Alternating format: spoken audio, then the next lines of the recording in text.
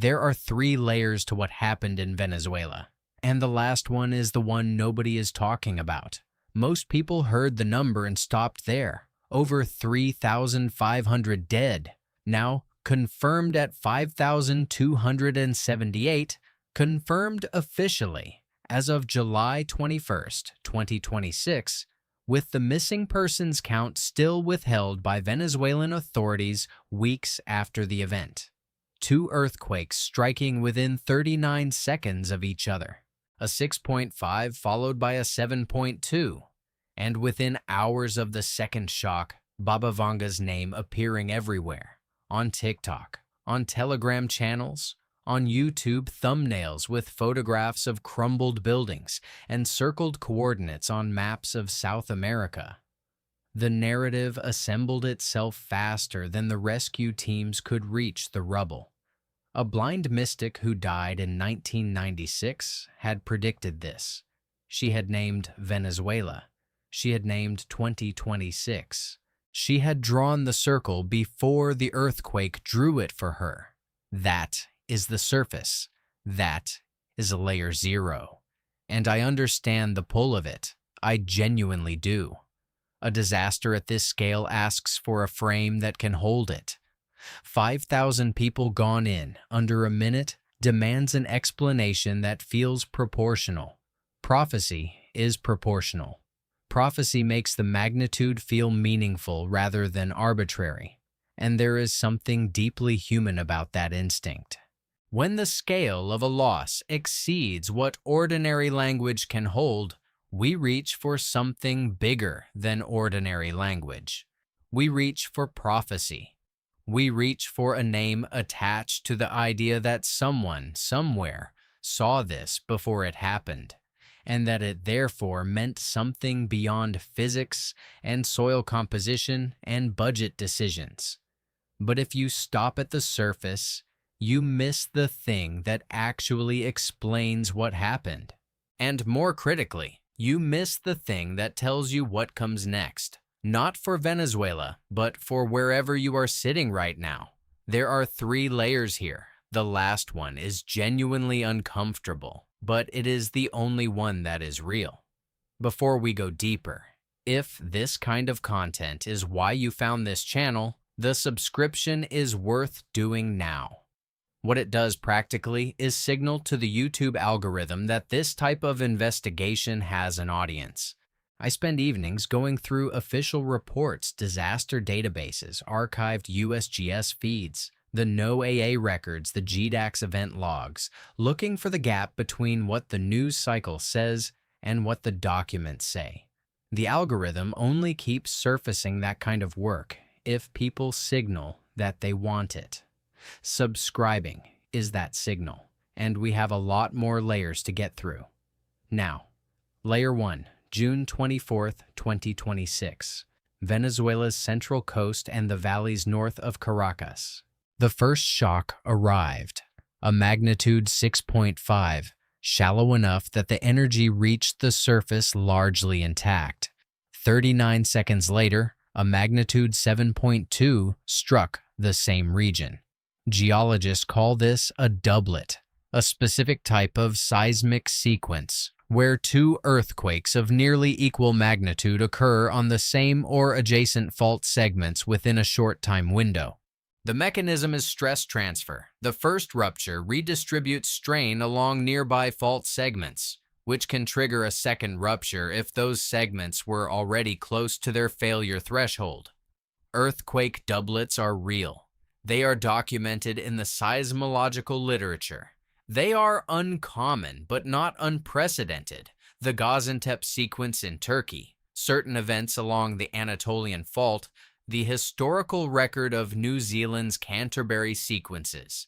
They are not supernatural.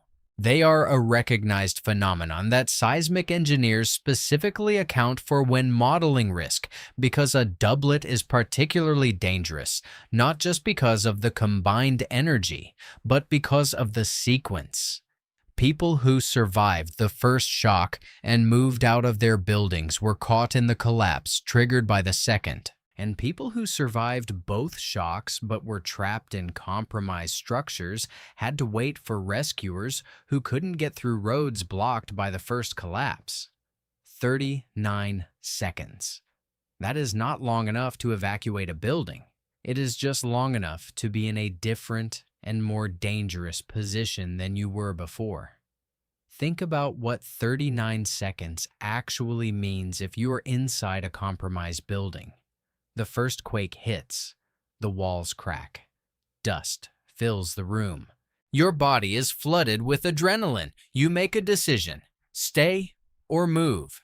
If you move, you are in the hallway or the stairwell, or you've made it outside to the street. And then the second quake hits.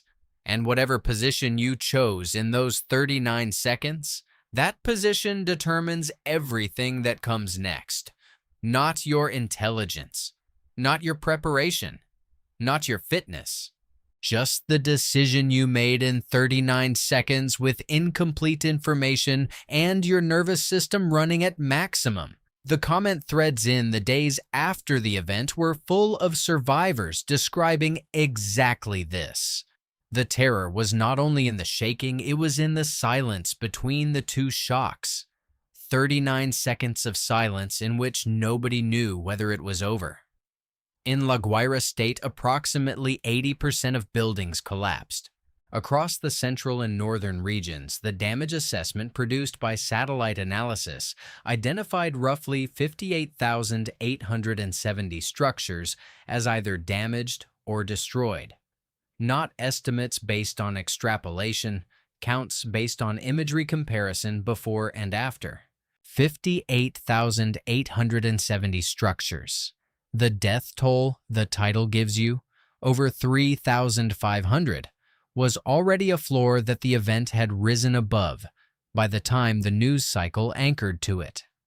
By July 21st, the official count was 5,278. The missing persons count remains officially withheld, not unavailable. Withheld. That is a distinction worth noting. It means someone made a decision to not release a number. That decision was made with a number available. At some point, a government official looked at a figure and decided the public was not ready to see it. So, Layer 1 closes here. A doublet of exceptional proximity struck a densely populated coastal region. The seismic mechanism was not supernatural. The scale of casualties was not primarily a function of the magnitude. And here is where something starts to come into focus. Something that a lot of the coverage skated past to get to the Baba Vanga angle. Japan absorbs stronger earthquakes than this. Regularly. Routinely.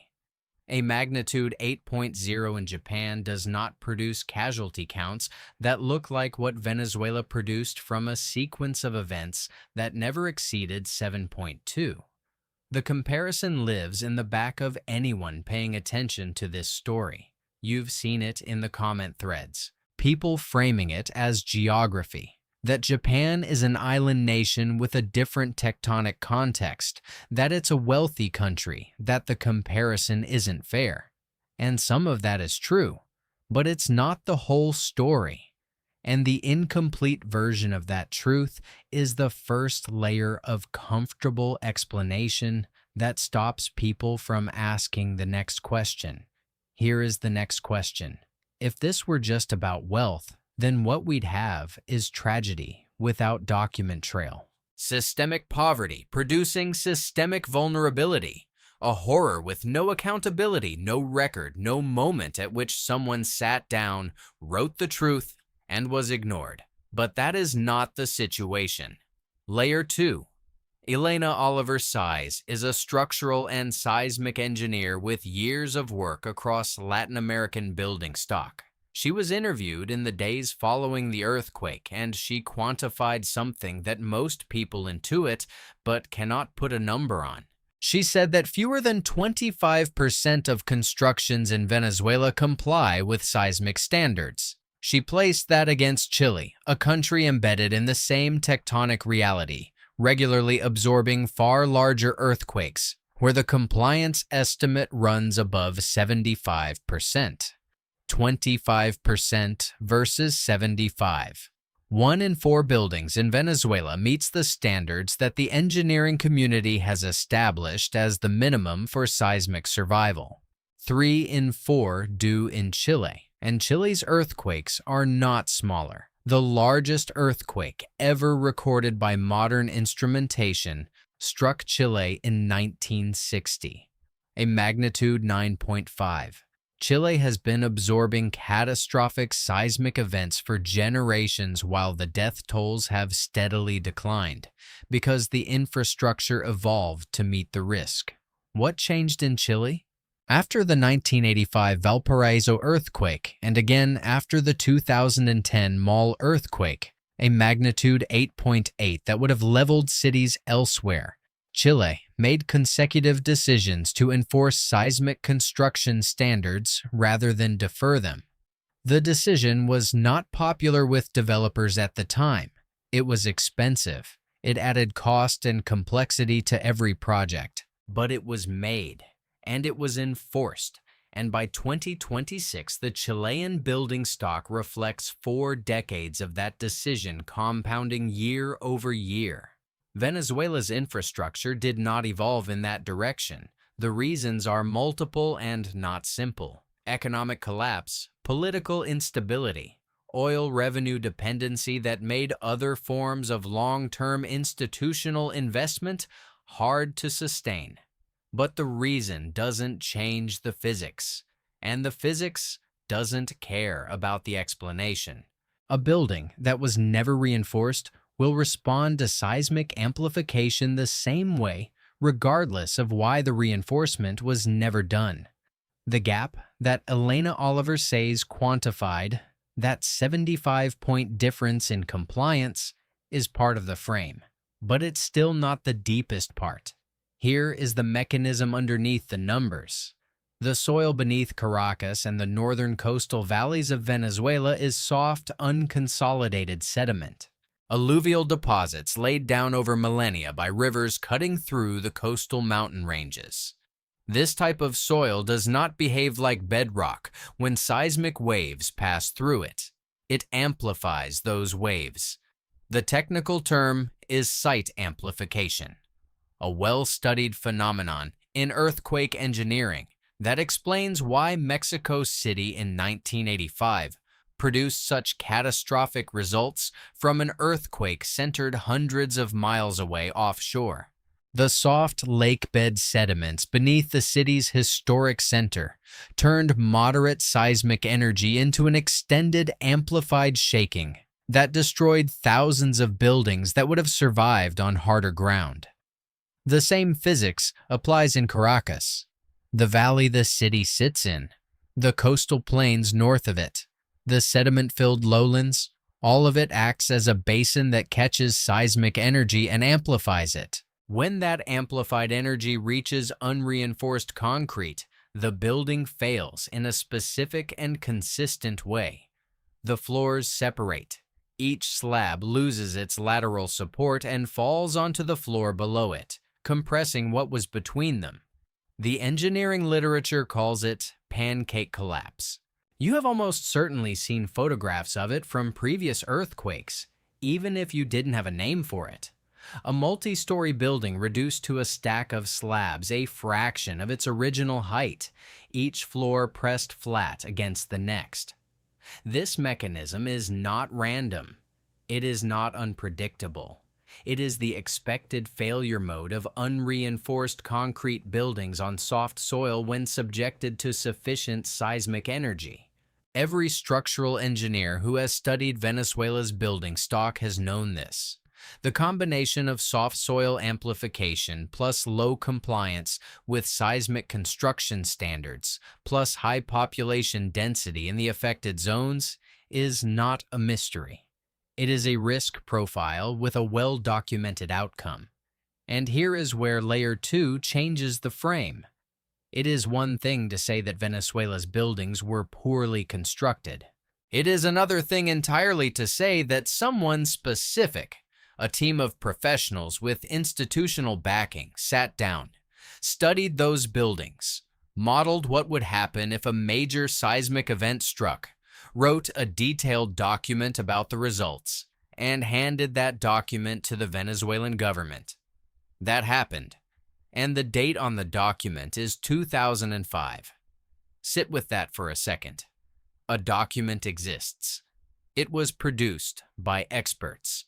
It was delivered to the people responsible for making the decisions that would have changed the outcome of June 24th, 2026. And the outcome of June 24th, 2026 looks almost exactly like what that document predicted. This is the point where Layer 2 ends and the frame has to change completely. Because we are no longer talking about a country that didn't know its buildings were vulnerable. We are talking about a country that was told its buildings were vulnerable in a document with a publication date 21 years before the disaster by a team of experts whose only purpose was to warn. But wait, that's not where it ends, because knowing that a report existed is still just the setup. The third layer is what the report actually said, and what it means that nobody acted on it. Layer 3. Between 2002 and 2005, a team of Japanese seismologists worked with the Japan International Cooperation Agency, known as the JICA, to map disaster risk zones across Caracas. This was not a casual exercise. JICA is a development cooperation body with a long record of technical assistance in infrastructure and disaster preparedness. They deployed engineers and geologists to Venezuela. They surveyed the building stock. They mapped the soil conditions. They modeled what seismic amplification would do to the specific geology of the Caracas Valley and the coastal lowlands. And they wrote a report, the Basic Plan for Disaster Prevention in the Metropolitan District of Caracas. That report concluded that a negligible percentage of buildings in Caracas met modern seismic resistance standards. It identified the soft alluvial soils as a major amplification risk. It described the specific failure mode that would occur when seismic waves hit unreinforced concrete in those conditions. Pancake collapse. It was in the document.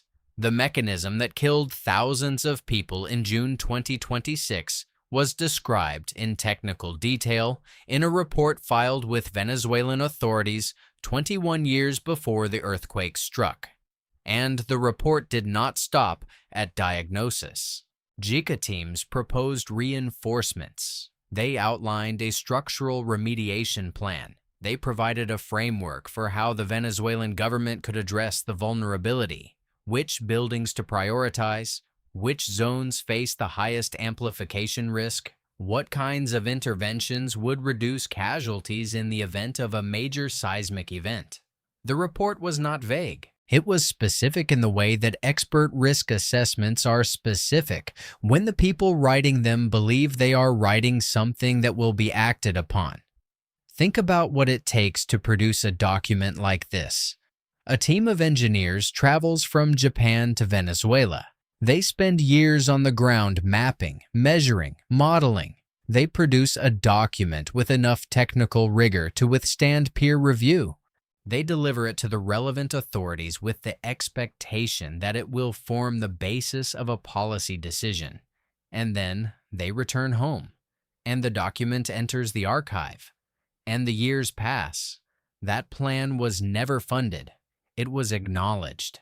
It was filed. And then the buildings it described as catastrophically vulnerable continued to house families, businesses, schools, and hospitals for 2 more decades. I spent 22 years as a reference librarian. Part of what that job required was understanding how documents live and how they die. A document that gets filed in the right place, indexed correctly, cited in a few follow-up reports, and then never acted upon, does not disappear. It persists in the archive. It answers requests for information. It becomes a footnote in later risk assessments that also go unfunded. It exists in a state of formal acknowledgement and practical invisibility. I processed thousands of documents in that condition. Local studies, environmental surveys, infrastructure assessments, reports that were completely accurate and completely ignored. Not because anyone decided to ignore them, but because the machinery that produces documents and the machinery that allocates budgets are two different systems that don't communicate well. The JICA report on Caracas was, in this sense, not unusual. What is unusual is that we can now read the gap between that document and what happened on June 24th with this kind of precision. Most deferred risk documents don't get tested so clearly. The disaster doesn't arrive, or it arrives in a different form, or it arrives so much later that the causal chain becomes murky. In this case, the document described the mechanism with accuracy. The mechanism arrived on schedule, and we can lay the two side by side. I want to be precise about something here because this is a point where it is easy to let the framing become unfair. The JICA report was not ignored out of malice. Governments around the world receive risk reports and make budget decisions that defer addressing them. The political economy of disaster preparedness is genuinely difficult. The cost of reinforcement is certain, immediate, and politically visible. The benefit is probabilistic, deferred, and invisible until the disaster actually arrives. Venezuela is not uniquely cynical about this. The United States has levee systems, bridge inspection backlogs, and aging water infrastructure with risk assessments that have been on agency shelves for years. Japan, which ultimately produced the JICA team that wrote the Caracas report, has its own infrastructure deferral problems in some regions. So the point is not to place blame on a specific government or official. The point is something more uncomfortable than blame. The point is that the outcome of June 24th, 2026 was not a surprise. It was a scheduled event that no one formally canceled. Go back, for a moment, to the phrase from the beginning. Baba Vanga saw where it strikes next. You understand now what that sentence was doing. It was giving the disaster a frame that felt proportional to the loss. A prophet who saw across time, a warning encoded in the oral traditions of a blind Bulgarian mystic who passed in 1996. And I understand why that frame is appealing. It locates the prediction in the right register. Something this large should have been foreseen by something extraordinary. A bureaucratic report from a development cooperation agency filed in 2005 does not feel proportional to 5,278 deaths. But here is what the record shows. The Skeptical Inquirer published a comprehensive investigation titled The Myth of Baba Vanga that documented a fundamental fact about how her predictions circulate. She left no written or dated records of her sessions. Her sessions were oral, vague, unrecorded. The predictions tied to specific years, specific locations, specific events, including any prediction connecting Vanga to Venezuela in 2026, are modern constructions assembled after the event, not before it. They are retroactive interpretation dressed as prophecy. There is no primary source, no transcript dated before June 24th, no archived document that puts Venezuela and twin earthquake and 2026 in Vanga's words before any of those things happened. The prophecy was written in reverse. The real prediction was filed in 2005 in a document with page numbers, institutional letterhead, and the names of the engineers who produced it.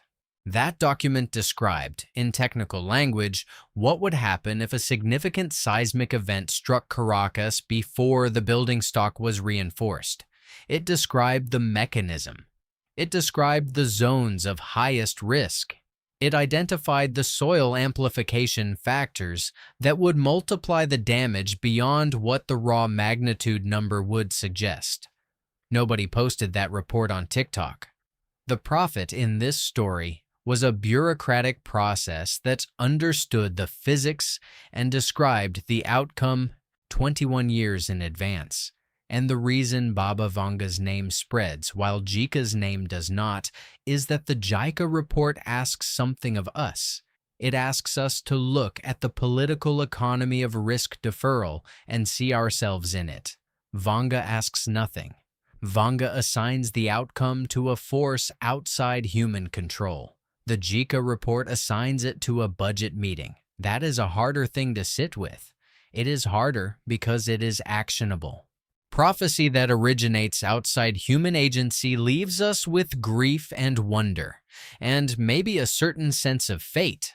A technical report that was correct and ignored leaves us with a question that doesn't go away. Who reads these things and when do they act on them? And what would it take for the gap between those two things to close?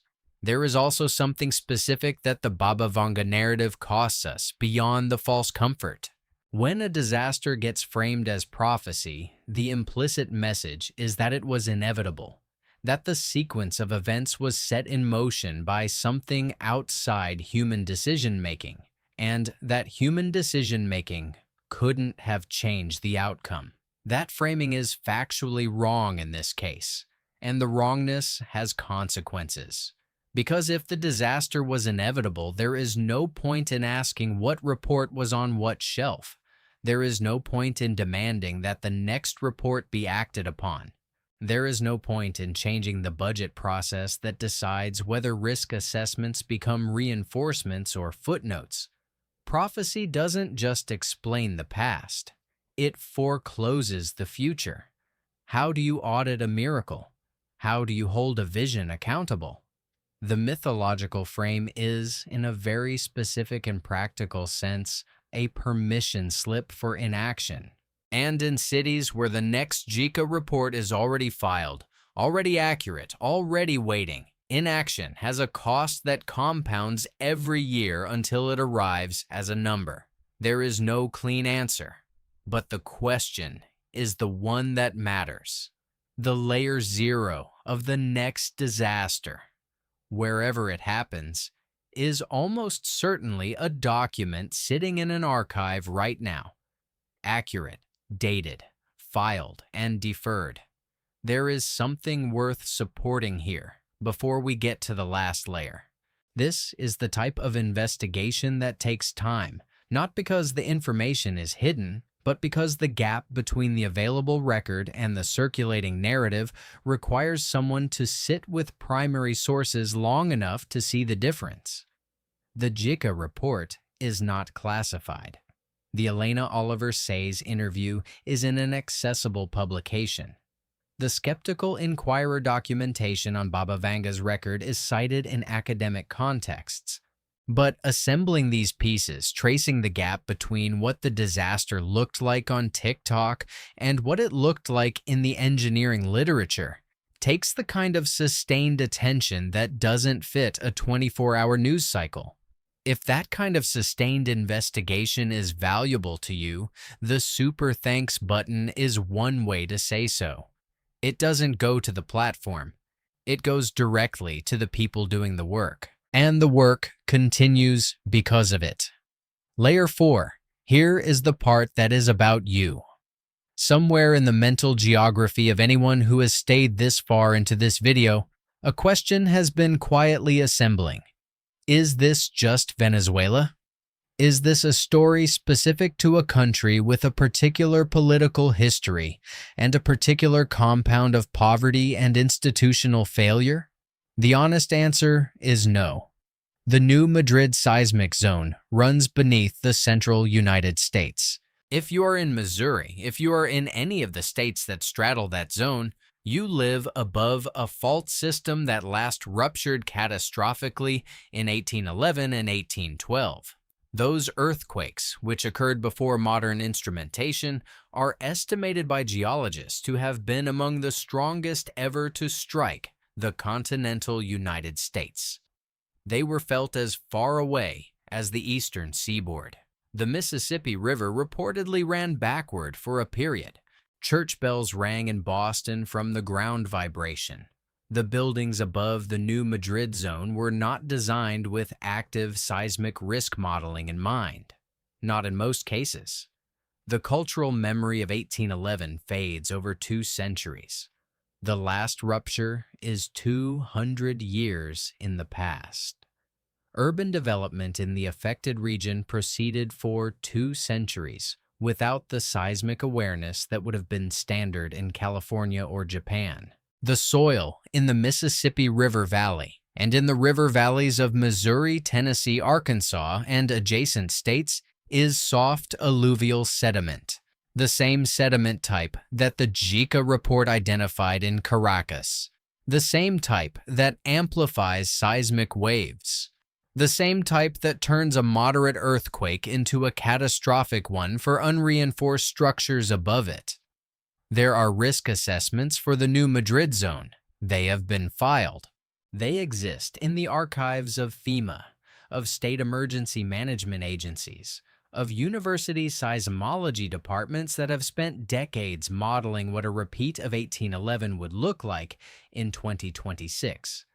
Some of those models describe outcomes that would look, in certain scenarios, worse than what Venezuela experienced in June 2026 because the population density above the New Madrid zone is higher than it was in 1811, and because the building stock was not constructed with the awareness of seismic risk that exists in California, where earthquakes are part of living memory.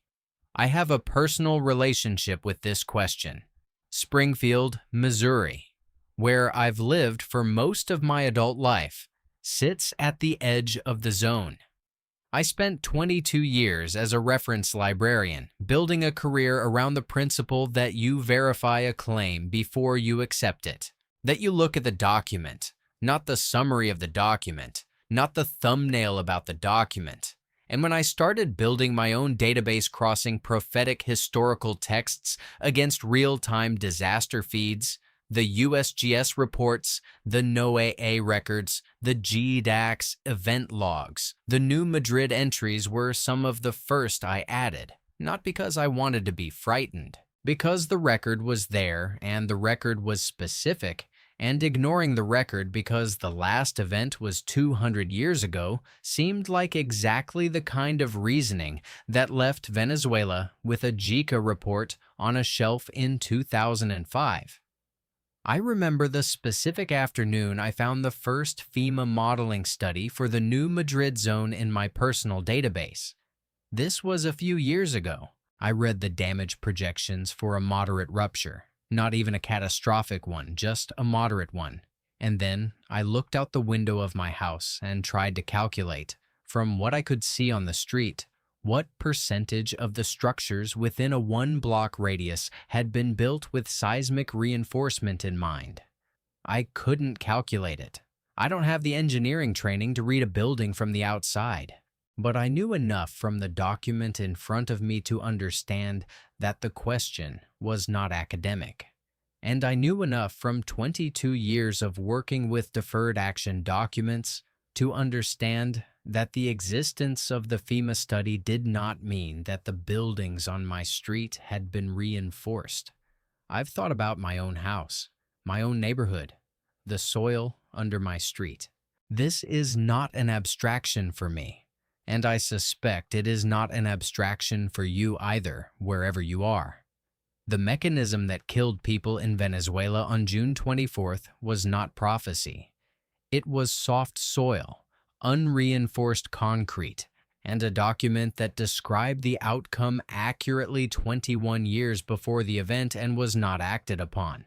That combination, the geology, the building stock, and the deferred report, is not unique to Venezuela. The question that the Venezuela earthquake forces is not whether Baba Vanga saw it coming.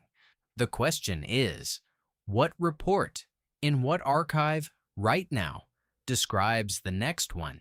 And what budget decision is going to ensure that nobody reads it in time?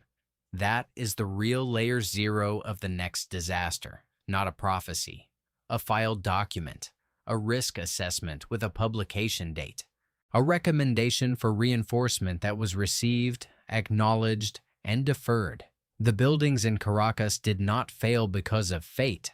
They failed because of 39 seconds of accumulated neglect, 21 years of deferred action, of budget cycles that prioritized immediate political costs over probabilistic future casualties, of a report accurate enough to be inconvenient and therefore easy to file away for another year, and then another, and then another. The disaster wasn't written in the stars. It was written in a document, and the document was available. 5,278 people confirmed dead. The missing persons count still officially withheld. The real number almost certainly higher. And somewhere right now, in some archive, in some agency, in some city, with soft alluvial soil and aging unreinforced concrete and a cultural memory that has not included a major earthquake in living memory, the next report is on a shelf. The question I keep coming back to is this. When you hear about the next disaster, whatever country, whatever magnitude, whatever prophet's name gets attached to it within the first 24 hours, are you going to stop at layer 0? Or are you going to ask what document was on what shelf and when it was filed and who was supposed to read it? Drop that in the comments. I want to know which layer changed how you see this story. Was it the 25% compliance figure? Was it the JICA report from 2005? Was it the comparison with the new Madrid zone? Was it the fact that the Baba Vanga connection has no primary source predating the event? Tell me which layer hit differently. I read every comment, and the questions that come in from the comments are usually what drives the next video. The next layer we go looking for together. Stay careful out there.